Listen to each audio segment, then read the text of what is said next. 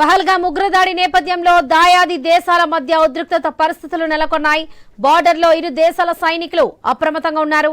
ఈ క్రమంలోనే నియంత్రణ రేఖ వద్ద మరోసారి కాల్పులు కలకలం రేపాయి. కాల్పులతో కవ్వింపు చర్యలకు పాల్పడ్డ పాక్ ధీటుగా సమాధానం చెప్పింది భారత ఆర్మీ. ప్రతి దాడిలో ఎవరూ గాయపడలేదని ఆర్మీ అధికారులు తెలిపారు. ఇక ఇదే విషయానికి సంబంధించి పూర్తి అప్డేట్స్ మా ప్రతినిధి రామకృష్ణ అందిస్తారు. రామకృష్ణ, జమ్మూ కాశ్మీర్లోని పహల్గామ్ ఉగ్రదాడి నేపథ్యంలో భారత్ పాక్ మధ్య ఉద్రిక్త పరిస్థితులు కొనసాగుతున్నాయి. నియంత్రణ రేఖ వెంట మరోసారి కాల్పుల కలకలం పెరిగింది. రెచ్చగొట్టే ధోరణితో పాక్ ఆర్మీ కాల్పులకు తెగబడింది. వెంటనే భారత సైన్యం అప్రమత్తమై జరిపింది, సమర్థవంతంగా తిప్పికొట్టింది. ఏప్రిల్ 25, 26 అర్ధరాత్రి ఈ ఘటన చోటు చేసుకున్నట్టు రక్షణ శాఖ అధికారులు వెల్లడించారు. నియంత్రణ రేఖ వెంబడి పలు పోస్టుల నుంచి పాక్ ఆర్మీ కాల్పులు జరిపినట్లు, ఈ ఘటనలో ఎలాంటి ప్రాణ నష్టం సంభవించలేదని, ఎవరికి గాయాలు కాలేదని వెల్లడించింది. ఏప్రిల్ 24, 25 అర్ధరాత్రి వేళ కూడా పాక్ ఎన్వస్ వద్ద కాల్పులు జరిపింది.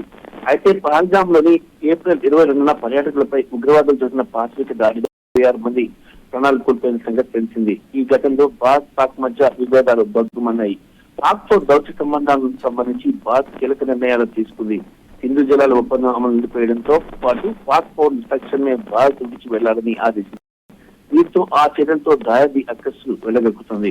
సిమ్లా ఒప్పందంతో పాటు మిగిలిన ద్వైపాక్షిక ఒప్పందాలను పక్కన పెడుతున్నట్లు పాకిస్తాన్ ప్రకటించింది. తమ గగనతలంలోకి భారత్ చెందిన విమానాలను అనుమతి నిలిపివేసినట్లు వెల్లడించింది.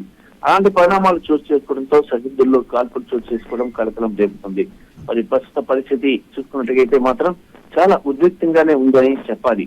మరి దీంతో పాటు ఈ క్రమంలోనే రైల్వే మౌలిక సదుపాయాలు, కాశ్మీర్ లోయలో పనిచేస్తున్న స్థానికేతలతో పాటు కాశ్మీర్ పండితులే లక్ష్యంగా ఉగ్రవాదులు దాడి చేసేందుకు ప్లాన్ చేసినట్లు సమాచారం అందుతుంది. నిఘా వర్గాల అంచనా ప్రకారం భద్రతా దళాలు మరింత అప్రమత్తమయ్యాయి, అధికారులు వెల్లడించారు. ఈ విషయాన్ని మరి తాజా ఉగ్రదాడి తర్వాత కాశ్మీర్ పండితులను టార్గెట్ గా చేసుకున్నాయని చెప్పేసి నిఘా వర్గాలు వెల్లడించాయి. కాశ్మీర్ పండితులకు భారీ భద్రతను ఏర్పాటు చేసేందుకు తక్షణమే నిర్ణయం తీసుకుంది కేంద్ర ప్రభుత్వం, కేంద్ర హోంశాఖ, రక్షణ శాఖ, అలాగే ప్రధానమంత్రి కార్యాలయం మూడు కూడా సంయమనంతో పనిచేస్తూ తాజా పరిస్థితిని ఎప్పటికప్పుడు ప్రధానమంత్రికి చేరవేస్తున్నారు. ప్రధానమంత్రి కూడా దీనికి సంబంధించి దిశాను నిర్దేశిస్తున్నారు.